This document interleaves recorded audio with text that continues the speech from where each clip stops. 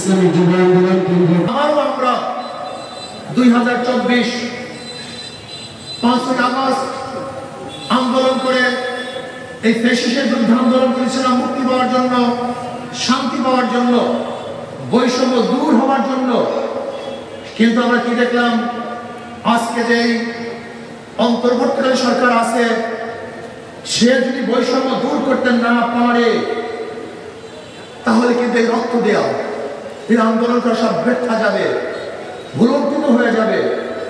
আমি আজকে অন্তর্বর্তীকালীন সরকারকে বলবো, সংস্কারের জন্য যে কমিটি বানিয়েছেন, এই কমিটির মধ্যে বৈষম্য লক্ষ্য করছি। আজকে শিক্ষা সংস্কারের জন্য যে কমিশন গঠন করেছেন, সেই কমিশনের মধ্যে কোনো আলেম নাই। আর আলেম ব্যতীত কোনো কমিশন কোন অবস্থাতেই নিরপেক্ষ হতে পারে না। এদেশের ওলামায়ে কেরাম এদেশের মাটি ও মানুষের প্রতিনিধিত্ব করেন। এদেশের ওলামায়ে কেরামের কানাডায় বেতন পাওয়ার কোনো ঘর নাই, বাড়ি নাই। এদেশের ওলামায়ে কেরামের আমেরিকায় কোনো বাড়ি নাই, ঘর নাই। এই দেশের ওলামায়ে কেরামের বিদেশে কোনো ব্যবসা প্রতিষ্ঠান নাই। কাজে নারী এবং এই মাটির সঙ্গে সম্পর্ক হলো ওলামায়ে কেরাম। যে সমস্ত সংস্কারের জন্য কমিটি গঠন করা হয়েছে, সংবিধান সংস্কারের জন্য, শিক্ষা সংস্কারের জন্য যে কমিটিগুলো হয়েছে, সেই কমিটির মধ্যে যদি আলেম প্রতিনিধি থাকে, প্রতিনিধি না থাকে, তাহলে আমি বলবো এদেশের মুসলমানদের সাথে বৈষম্য করা হয়েছে, ওলামায়ে কেরামের সাথে বৈষম্য করা হয়েছে। আমি অন্তর্বর্তীকালীন সরকারকে বলবো, প্রত্যেকটা কমিটির মধ্যে অবশ্যই ওলামায়ে কেরামের প্রতিনিধি থাকতে হবে, এই দেশের মুসলমানদের প্রতিনিধি থাকতে হবে। যদি আপনি না রাখেন তাহলে আপনি বৈষম্য করতেছেন, যেটা আমাদের কাম্য নয়। আমরা চাই না অন্তর্বর্তীকালীন সরকার কারোর সাথে বৈষম্য করবে। আমরা চাই এদেশের মানুষকে রক্ষা করতে, আমরা চাই এই ভূখণ্ডকে হেফাজত করতে। আমি অন্তর্বর্তীকালীন সরকারকে বলবো, আজকে এই দেশ নিয়ে ষড়যন্ত্র চলতেছে। আপনি দেখুন পার্বত্য অঞ্চলের অবস্থা কি। পার্বত্য অঞ্চলের কিছু বিচ্ছিন্নবাদীরা স্বাধীনতা ঘোষণা করতে চায়। আমি সরকারকে বলবো, কঠোর হস্তে তাদেরকে দমন করুন, কঠোর হস্তে নিয়ন্ত্রণ করুন। যদি প্রয়োজন হয় আপনি ডাক দেন, বাংলাদেশের প্রত্যেকটা নাগরিক ঝাঁপিয়ে পড়বে, বাংলাদেশের প্রত্যেকটা ইঞ্চিকে রক্ষা করার জন্য জীবন দিয়ে দেবে, রক্ত দিবে। কিন্তু এক ইঞ্চির যদিও অন্য কাউকে তারা দিতে রাজি নয়। আমি অন্তর্বর্তী সরকার বলবো, সাহসিকতার সাথে দেশ পরিচালনা করেন, বাঘের মতো দেশ চালান, মাথা মতো করবেন না, সাহস হারাবেন না। যদি বৈষম্য না করেন, বাংলাদেশের প্রত্যেকটা মানুষ আপনার সাথে থাকবে। কিন্তু আপনি যদি বৈষম্য করেন, বিদেশি এজেন্টকে চাপিয়ে দেওয়া ষড়যন্ত্র করেন, বিদেশি সংস্কৃতিকে বাংলাদেশের 92% মুসলমানদের সংস্কৃতি হিসাবে রূপ দিতে চান, নাস্তিকতাকে যদি প্রতিষ্ঠা করতে চান, এনজিওদেরকে যদি প্রতিষ্ঠা করতে চান, তাহলে বাংলাদেশের প্রত্যেকটা মানুষ যখন ফ্যাসিস্টের বিরুদ্ধে আন্দোলন করেছিল, সংগ্রাম করেছিল, রক্ত দিয়েছে, তারা তাদের জীবনকে রক্ষা করার জন্য, ইতিহাসকে রক্ষা করার জন্য, ধর্মকে রক্ষা করার জন্য, ইসলামকে রক্ষা করার জন্য, এই দেশ মাটি রক্ষা করার জন্য তারা আন্দোলন করে সংগ্রাম করে।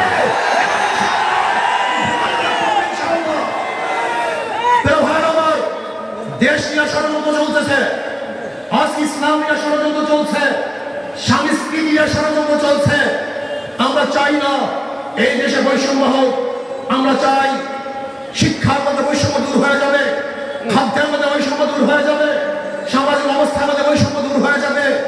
ঋষি, কামার, মজদুর, চামার, তাঁতি, জেলে, পুরুষ, মহিলা, শ্রমিক, যে কোনো মানুষ তার ন্যায্য অধিকার প্রতিষ্ঠা করবে। আজ 5ই আগস্টের পরে যে দুর্নীতির বিরুদ্ধে আন্দোলন করেছিলাম, চাঁদার বিরুদ্ধে আন্দোলন করেছিলাম, সংগ্রাম করেছিলাম, নিজের জীবনের মায়াকে ত্যাগ করে রাস্তায় ঝাঁপিয়ে পড়েছিলাম। যদি আজকেও সেই চাঁদাবাজি হয়, দুর্নীতি হয়, ডাকাতি হয়, জুলুম হয়, অত্যাচার হয়, অবিচার হয়, আজকেও যদি তোফাজ্জলকে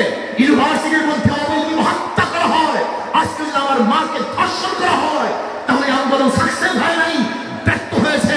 আমরা চাই না বাংলাদেশের বাস্তবতা চালাবাজকে দেখতে, আমরা চাই না গুন্ডাকে দেখতে, আমরা চাই না বাংলাদেশের বাস্তবতাগুলো দুর্নীতিবাজকে দেখতে। আমরা চাই বাংলাদেশে এমন শাসক হবে যে গরিবের বন্ধু হবে, মিসকিনদের আপন হবে। আসল এই বাংলাদেশ করার জন্য নীতি আদর্শ পরিবর্তন ছাড়া এরকম বাংলাদেশ উপহার দেওয়া সম্ভব নয়। মাদার গাছ লাগিয়ে আমের আশা করা যায় না। আমি উদাহরণ দেই, একজনের নাম এ, একজনের নাম বি, একজনের নাম সি। এও চোর, বিও চোর, সিও চোর। ক্ষমতা আছে এ, সে কি করবে? জোরে বলেন।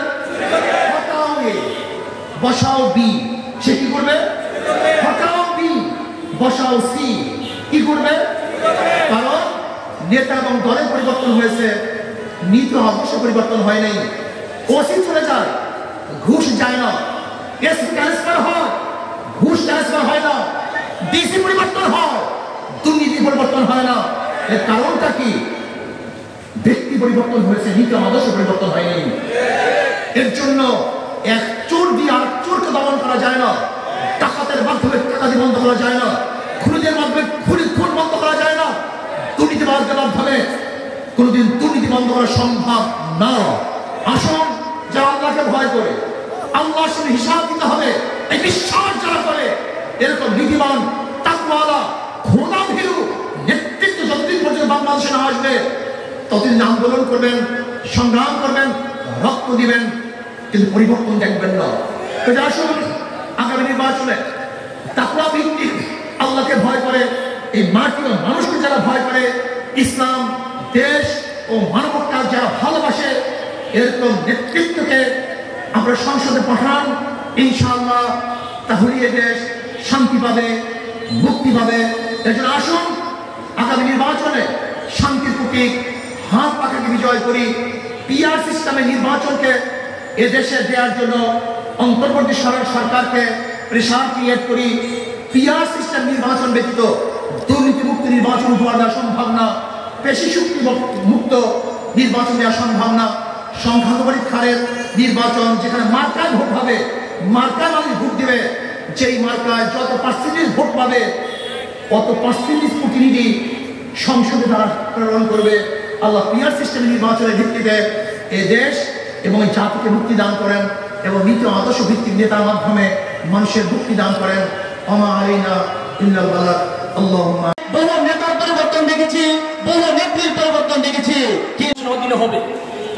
আমার দৃঢ় বিশ্বাস আগামী নির্বাচনে আমরা শান্তি পান নাই। 1986 সালে